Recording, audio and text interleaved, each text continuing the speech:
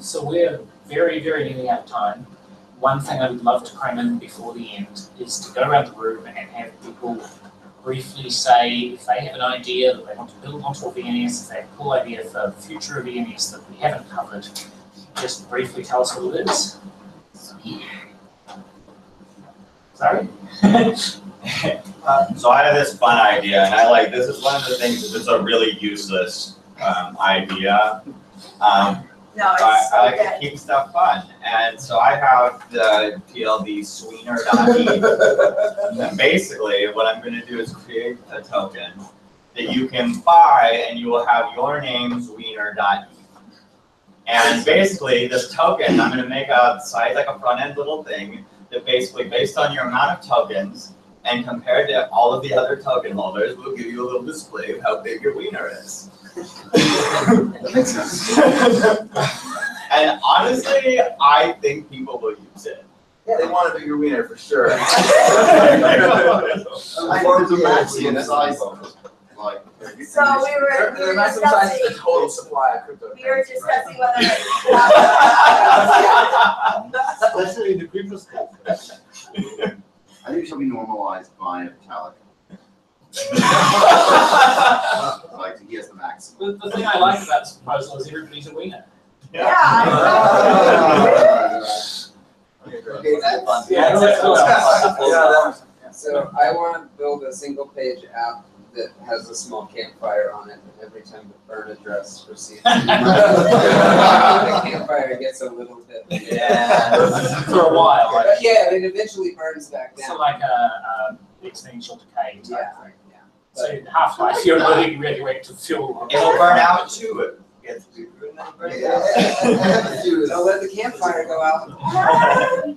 Oh yeah, so it's not necessarily to build on top, but what I realized that like I actually work in an insurance company, and I would love to do something related to blockchain, related to insurance. And then when we had a blockchain hackathon last month where Nick was a judge, there's some interesting things like, for example, Accenture was did the kind of fat finger insurance or something. If you send it to the slightly wrong address by mistake, you pay out. Or and so also cool. there's other company, the guys who say like, oh, can we do ICO insurance or the implementation? I wasn't quite sure, but like, Like deposit insurance for Yeah. borrowing accident. and I just realized like ENS, I only joined because like I know Nick and then Nick doing something, but then realized this is a whole gold mine of anything to do with cybersecurity insurance for the thing, and there are lots of potential, like people who could benefit to cross promote something. And one thing was missing is something like the ICOs. Currently, there's no standards at all. But some of the ENS contracts, something like ECPN, which provides you the list of some things about like a contract address or stuff. It helps, I think, insurers to quantify the risk of whatever things it's doing. So as long as there's enough data, as long as they can calculate the risk that they can buy the policy, I think there might be some insurer or our company could do that. So if you can think of any ideas which I could help put together and then suggest to my company, I'm all here. So. Yeah, the insurance is gonna be so huge because it not only brings a level of safety to the end user, but it also acts like almost like a regulator for the people that are raising money or the people that are doing things, and like it forces them it forces them to do things without having like a government, like a centralized government, like force them to. You'd still opt in, but like. I cannot wait for insurance. Like, just insure everything. Like, literally, please. I have something that could be useful for that. Would be add the ability to create refundable transaction thing with you, right? Oh, yeah. So you have a refund in credit card. But the way credit card works is that you get your money 30 days later, and there can be a dispute process, so the credit card holds that money. We could automate that by using ENS in the sense that if I want to send money and I have an ENS name, and I want to send money to Piper, and Piper has an ENS name, the money gets, a portion of the money goes to him, and a portion of the money gets locked for 24 hours. During those 24 hours, any one of those can initiate a dispute process. And if this we can, I don't know how the dispute process would work, but basically it would only stop being a dispute process until either both of them agreed was not in dispute, or both of them could agree in a judge that would rule the dispute process would go over, right? But then what happens is that every time you can use those deposits that are locked for that particular account to refund it. So if you have a very popular account, and if the amount of money that gets locked in depends on how much refunds that account has, right? So you have a big seller and only a small amount of people dispute it, then maybe 10% gets locked in, 90% goes directly for them, just 10% gets locked in for 24 hours while it goes to refund people. So like I think there's a popular problem on the e-commerce site, like It is related because you cannot do that with normal accounts. In order to do that, you sort of need to have one account that can have a reputation. But you need a contract, not a name. Well, it can be a name, and where it attaches to ENS is that I would say if 90% of those, if the refund rate is very large on a given name, I want to block it. I don't want, the reason I came into it, because I would like Miss to block any name that had a very large refund rate.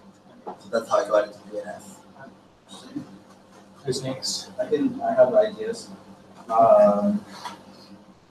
I have two things. One of them is I want to do dispute resolution, and all the subjectivity, like max subjectivity, like random nerds in a big DAO deciding all the names. Like I think I do. No, you don't.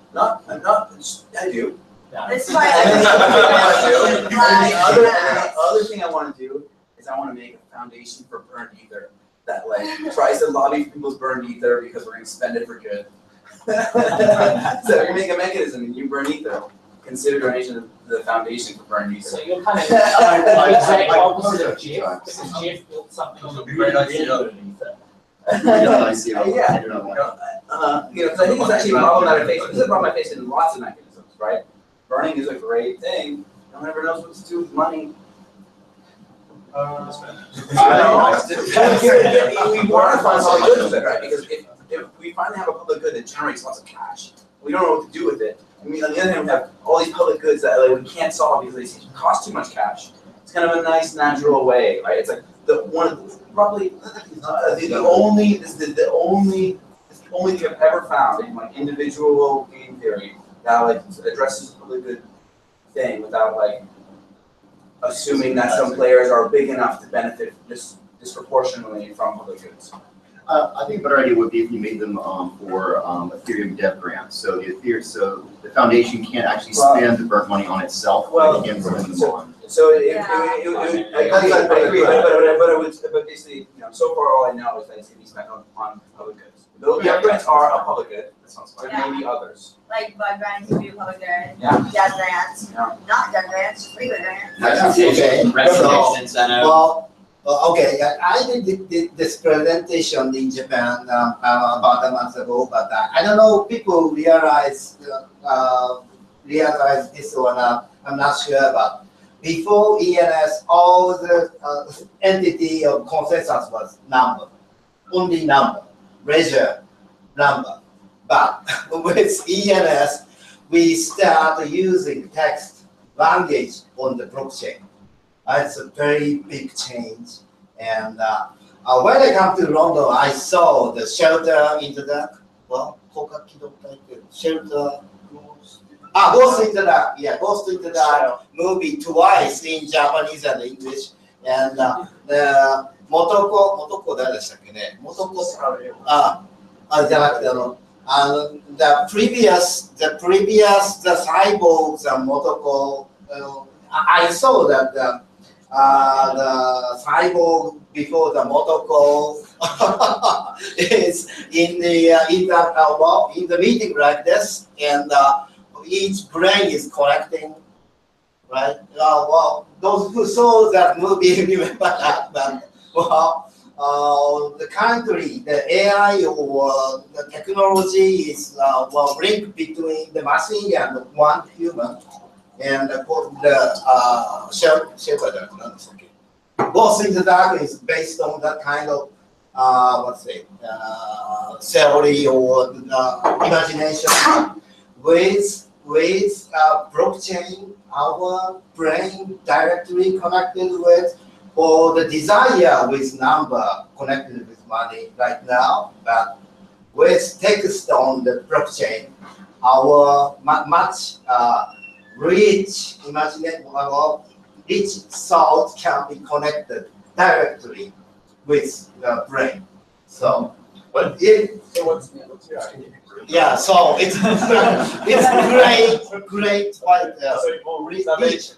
leap. So I'm not sure what kind of things will show up. Well, I have no idea.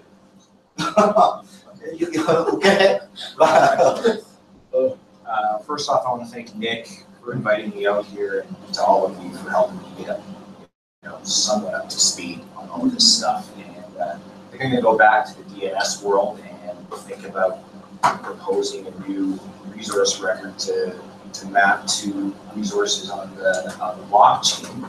And I want to look more at creating some kind of platform to ping resource records into a blockchain. So, thanks. Big round of applause for Nick.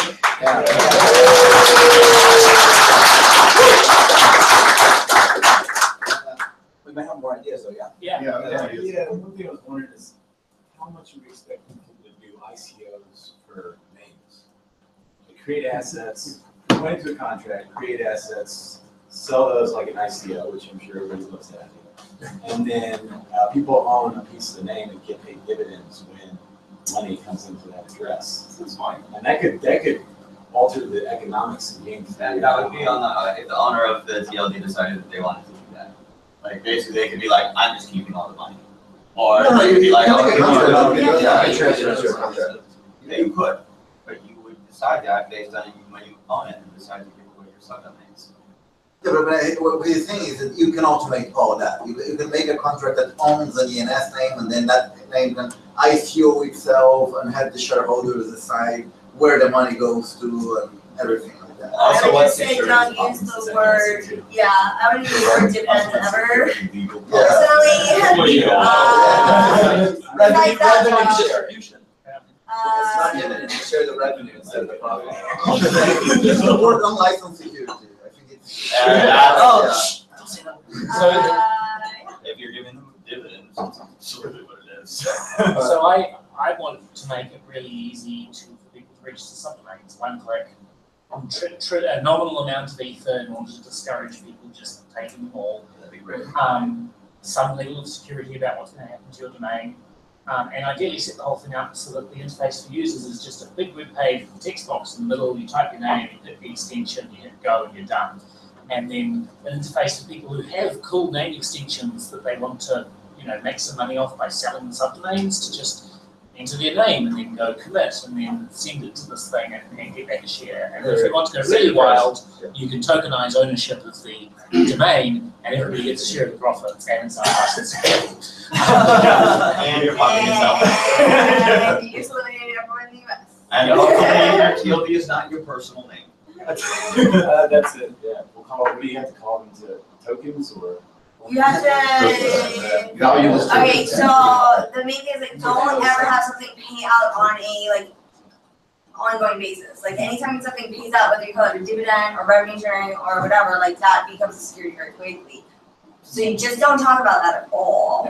Don't talk about anything that might make people money. If you Especially abandon, on live internet. if you abandon the top level domain, but like we buy it forever.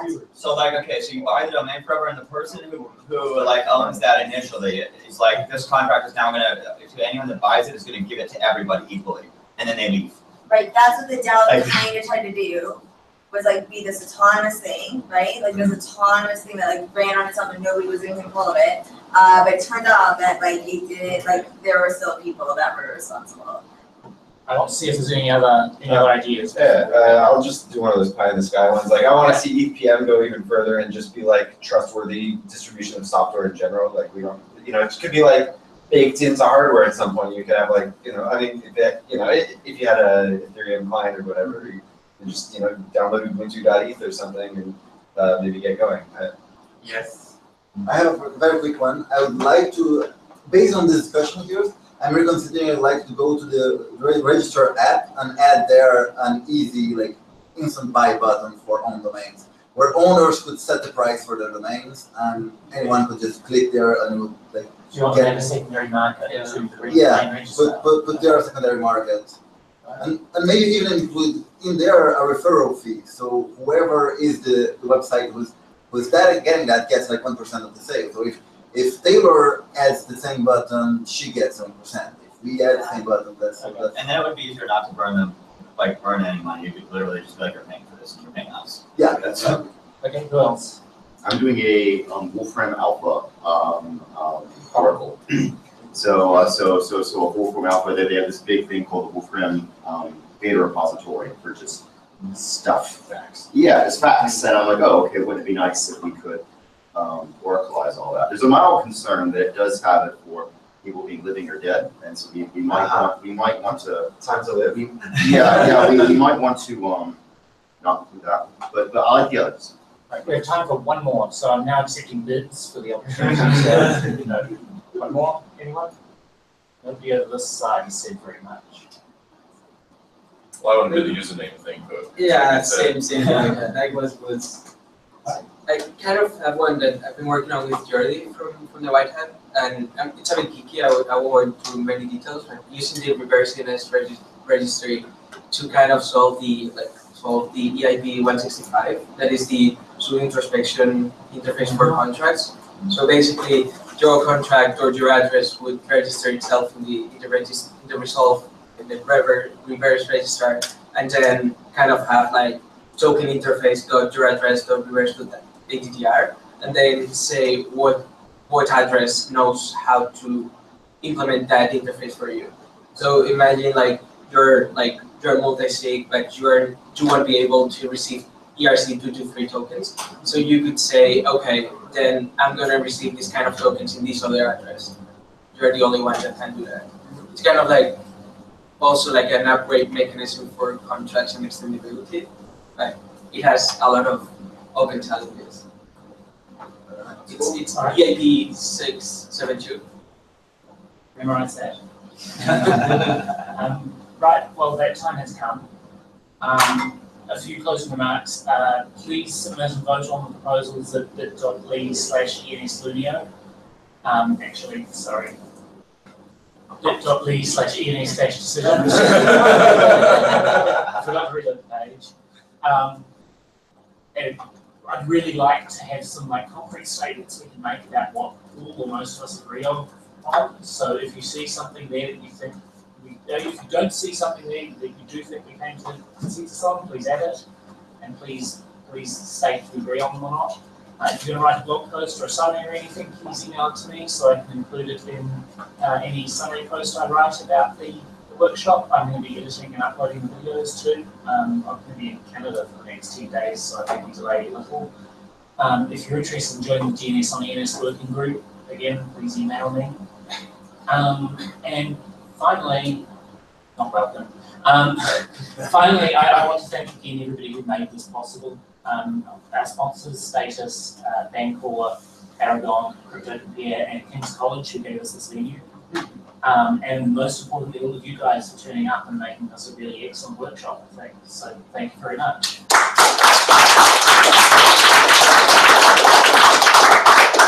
Also, please take food with you. And that's it. Thank you. And